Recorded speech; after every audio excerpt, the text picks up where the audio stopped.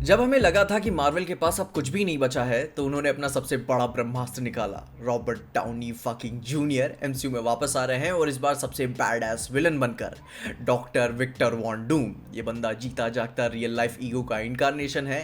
भाई दुनिया बचाना क्या, अर्थ को रूल करना क्या, किसी की बीवी को उठाना क्या, इसको कोई फर्क नहीं पड़ता। इसे भाई सबसे जरूरी फर्क ये पड़ता है इज्जत, बहुकाल, रौला, और वो भी इज्जत हर उस शख्स से जो खुद को भगवान मानता है, उससे ऊपर मानता है। बाकी ये सारे सुपर विलेंस भाई अपनी लाइफ में मोटिवेशंस बदलते होंगे बट ये नहीं। एंड इसीलिए मैं इस हरामजादे को पसंद करता हूं क्योंकि इसका स्वाभिमान और अभिमान इतना टॉक्सिकली बड़ा है कि भाई अपनी पूरी जिंदगी चोदने के लिए तैयार है तुम्हें सिर्फ साबित करने के लिए। और ये इस बात को लेकर बहुत ही सेल्फ अवेयर है। जो भाई ये ईगो में आके चीजें अचीव करता है ना, प्रॉपर क्लासिक इसे विलन बनाता है। इंसान होने के बावजूद भी ये गॉड से भिड़ जाता है, प्यार को सैक्रिफाइस कर देता है, एक देश को कब्जा कर लेता है। वो भी क्यों?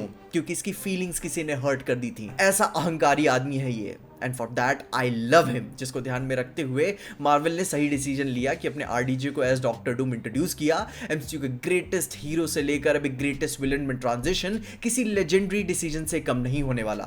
हम सबको लगता था कि भाई एमसीयू में आरडीजे का टाइम हो गया, अब वो नहीं आ रहे हैं। बट जैसा अभी डेडपूल एंड वुल्वरीन मूवी ने मार्वल के मजे लिए कि ये मल्टीवर्स सागा उन पे मिस ही रही है, एंड जिस लो पॉइंट पे अभी ह्यू जैकमैन आए हैं, अभी एमसीयू काफी डाउन चल रहा है। ये बात मूवी में कही गई थी और इन्हीं हालातों को थैंक यू बोलो, क्योंकि अगर ये डाउनफॉल ना होता ना तो मार्वल कभी भी आरडीजे को एज डॉक्टर डूम ना बनाता, क्योंकि फिर वो तो कॉन्फिडेंस में रहते कि हम तो कुछ भी बना लेंगे। जहां पे भाई अपने जॉनथन मेजर्स के इश्यूज के चलते अपने नेक्स्ट फ्यूचर प्लान को उन्होंने पूरा स्क्रैप करके फिर से रीराइट उन्हें करना पड़ा, जिसकी डेट्स और आगे डिले कर दी गई हैं। अनफॉर्चुनेटली हमें अपने सैन डिएगो कॉमिक कॉन के हॉलेज में मार्वल के एवेंजर्स सीक्रेट वॉर्स तो अनाउंस ही की गई, उसके नए लोगो और नए रिलीज डेट के साथ। जहां पे भाई तुम जानते ही हो मार्वल ये बात हमेशा से करता आ रहा है, फिर से वो लोगो चेंज होगा, ये बात मान के चलना। जहां पे भाई मूवी की रिलीज डेट की बात करें तो अब सीक्रेट वॉर्स आ रही है अनफॉर्चुनेटली 2027 में, जहां पे भाई इसकी स्टोरी 100% ये चेंज करेंगे। पर उसी के साथ साथ इससे पहले एवेंजर्स कैंग डायनेस्टी में देखने को मिलने वाली थी, उसे चेंज करते हुए उसका नाम अब हमें एवेंजर्स डूम्सडे देखने को मिलेगा, वो भी सीक्रेट वॉर्स से पहले, जिसकी रिलीज डेट है मई 2026। तो भाई आरडीजे हमें बहुत ही पहले देखने को मिल जाएंगे, जिनका आर्क स्टार्ट करने के बाद सीक्रेट वॉर्स में भाई इनकी हेल्प लगेगी ही लगेगी। बट इस चीज को कैसे नजरअंदाज कर सकते हैं कि मार्वल ने इन दोनों मूवीज के डायरेक्टर्स को भी अनाउंस किया, जो कि होंगे अपने रूसो ब्रदर्स। इन्होंने Avengers end captain America movies को एक नया डायमेंशन दिया, पर साथ ही साथ चिंता खत्म करने वाली बात यह भी हमें सुनने को मिलती है कि एमसीयू में अब स्टीफन मैकफीली भाई इन मूवीज को राइट करने आ रहे हैं। एंड ये बड़ी बात है क्योंकि भाई पास में उन्होंने क्रिस्टोफर मार्कस अपने दोस्त के साथ मिलकर, रूसो ब्रदर्स के साथ मिलकर भाई अपने Winter Soldier, Civil War, Infinity War, Endgame movies मूवीज दी हैं।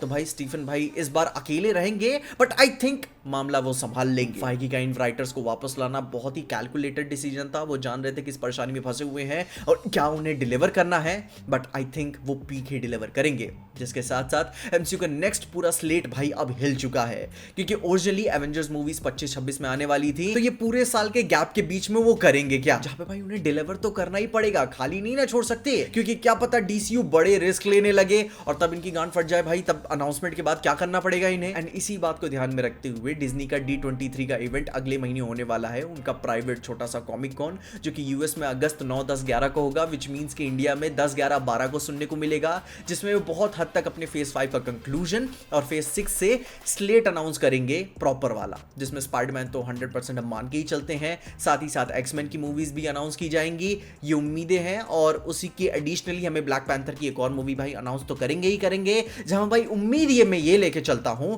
कि हमें प्लैनेट हल्क सागा का जो इतना सब कुछ सेटअप करते हुए अभी आ रहे हैं, उसको लेकर कोई ना कोई वो मूवी जरूर अनाउंस करेंगे, जहां पे अगर ये हो जाता है तो मैं मंदिर में माथा टेक कर आऊंगा। बाकी देखते हैं, फिंगर्स क्रॉस्ड। एंड भाई आरडीजे के डॉक्टर डूम के अलावा जिस मार्वल मूवी के लिए मैं पर्सनली एक्साइटेड हूं वो है फैंटास्टिक फोर, जिसका पूरा नाम उन्होंने रिलीज किया है फैंटास्टिक फोर फर्स्ट स्टेप्स, जो कि आई थिंक मून पे जाने वाली वही बात ही होगी, मून पे वाले फर्स्ट स्टेप्स, क्योंकि वो स्पेस रॉकेट भी हमें देखने को मिला हुआ था उसमें, जिसपे फॉर्चुनेटली मैंने इसका कॉन्सेप्ट लीक्ड ट्रेलर देखा है, क्योंकि भाई अब मूवी की शूटिंग शुरू नहीं हुई है, लेकिन कॉन्सेप्ट का भाई वो ट्रेलर उन्होंने रिलीज किया कॉमिक कॉन में, एंड वो विजुअली रिडिकुलसली इतना कमाल का था कि भाई देखते ही बनता है। वो अपने रेट्रो पास्ट को एम्ब्रेस करते हुए बीच बीच में इतना स्लीक और स्टाइलिस्टिक हो जाते हैं ना कि देख के लगता ही है कि आप किसी और दुनिया में हो। उन्होंने अपने रेट्रो फ्यूचर में कार्स और उड़ाते हुए दिखाए हुए हैं, अपने मॉडर्न वर्ल्ड का एक अल्टरनेट स्काईलाइन भी दिखाया हुआ है कि प्रेजेंट की टाइमलाइन है मगर अपने पास्ट को बहुत ही ज्यादा एम्ब्रेस करते हुए, एंड वो बहुत खूबसूरत लगता है। जो कि ऑब्वियसली मैं आपको ऐसे स्क्रीन पे तो नहीं दिखा सकता, वीडियो ब्लॉक हो जाएगी,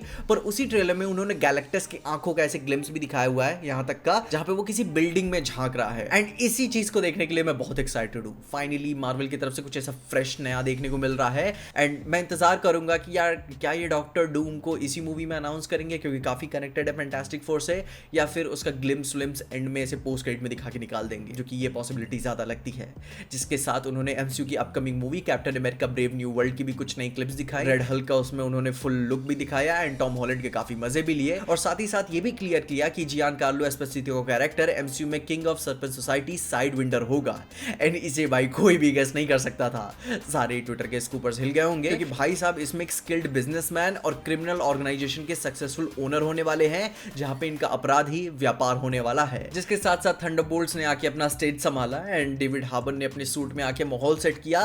एंड पर्सनली बताओ तो उनका कॉस्ट्यूम मुझे पसंद नहीं आया मूवी से। जिसके बाद वैलेंटीना ने बताया कि उनका कंट्रोल चाहिए उन्हें एमसीयू में एंड कैसे वो किक एस करने आई हैं। जिसके बाद बेस्ट बात ये थी कि वियाट रसल ने अपने प्रिटेंड कैप्टन अमेरिका ने बोला कि भाई मूवी में they are gonna fucking love him. And personally मैं थोड़ा सा होमलैंडरिश टाइप फील हो रहा है, बट आई थिंक मजे तो आएंगे ही। जिसके साथ साथ कॉमिक कॉन में भी उनकी एक्सक्लूसिव फुटेजेस दिखाई गई जिसमें वेल एवेंजर्स टावर्स में भाई बात कर रही है, जो कि लगता है कि थंडरबोल्ट्स मूवी में क्लियर होगा कि एवेंजर्स को किसने खरीदा। बाकी भाई मार्वल के लिए कॉमिक कॉन काफी अच्छा रहा, काफी बड़े बड़े अनाउंसमेंट किए उन्होंने, जिसमें सबसे बेस्ट आरडीजे का अनाउंसमेंट रहा। आई लव्ड इट क्योंकि भाई भले ही हीरोइज्म के साथ हम बड़े क्यों ना हुए हो, मगर एंड में अब हम एक विलन को आइडियलाइज करने वाले हैं। और सिर्फ आरडीजे ही नहीं बल्कि मार्वल फैंस के लिए भी एक अलग ग्रोइंग आर्क होगा कि हम शुरू तो किसी और होप के साथ किए थे पर हम आइडियलाइज अब किसी और को कर रहे हैं। जैसे आरडीजे की वर्सेटाइल परफॉर्मेंस हमने ये कुछ 2-4 सालों में देखी है। बंदा एज एन एक्टर बहुत कुछ कह के जाता है, एंड मैं कहूँगा कि ओपनहाइमर में जैसे उनका परफॉर्मेंस था